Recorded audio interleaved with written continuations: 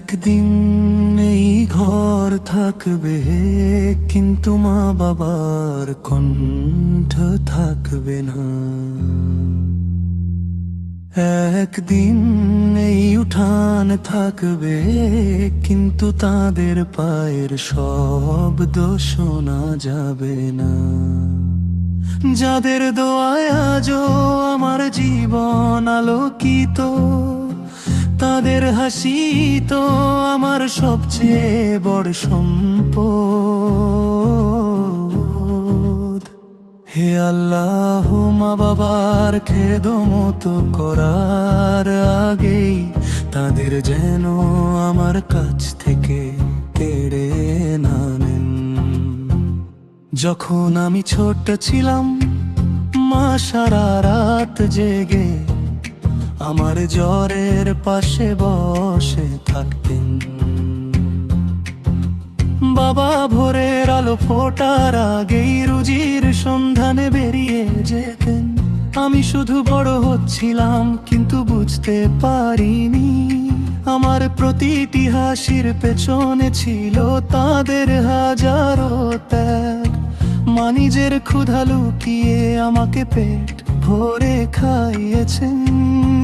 বাবা নিজের ইচ্ছাগুলো নিঃশব্দে কবর দিয়ে আমার স্বপ্নগুলো বাঁচিয়ে রেখেছেন।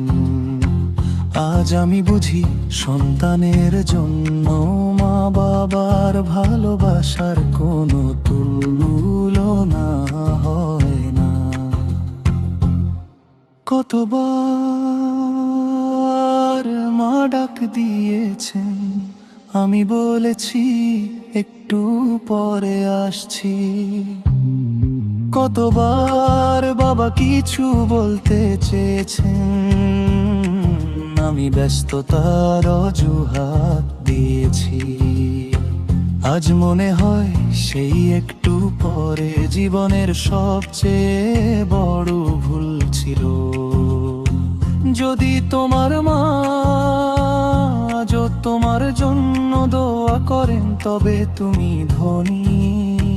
যদি তোমার বাবা আজও তোমার মাথায় হাত রাখেন, তবে তুমি ভাগ্যবান।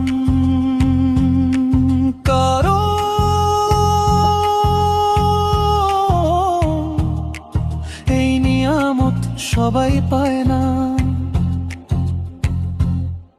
একদিন মা বৃদ্ধ হবেন, হাঁটতে কষ্ট হবে, বাবার হাত কাঁপবে, চোখ ঝাপসা হয়ে যাবে।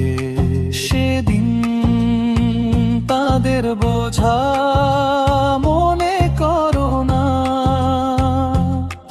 মনে রেখো তারাই একদিন তোমাকে কোলে করে পৃথিবী দেখিয়েছিলেন। যদি মা বলেন, বাবা একটু পাশে বস, তবে মোবাইলটা রেখে দাও। যদি বাবা বলেন, একটু কথা বলি, তবে ব্যস্ততার অজুহাত দিও না। কারণ একদিন এই ডাক চিরদিনের জন্য থেমে যাবে। যদি মা বাবা এই দুনিয়া ছেড়ে চলে যান, তবে তাদের জন্য প্রতিদিন দোয়া করো, কুরআন তিলাওয়াত করো, সদকা করো। হয়তো তোমার এই ছোট্ট আমল তাদের কবরকে নূরে ভরে দেবে। হে আল্লাহ, আমাদের এমন সন্তান বানান, যাতে মা বাবা আমাদের কারণে কখনো কষ্ট না পান। তাদের মুখে শেষ পর্যন্ত হাসি ফুটিয়ে রাখতে পারি। আর যেদিন তাদের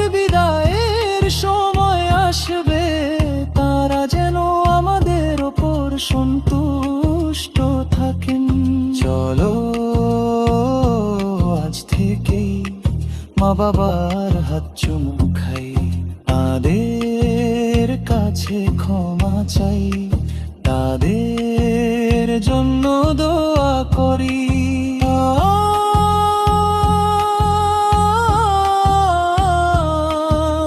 দুনিয়ার সবচেয়ে বড় সম্পদ টাকা নয়, মা বাবার দোয়া।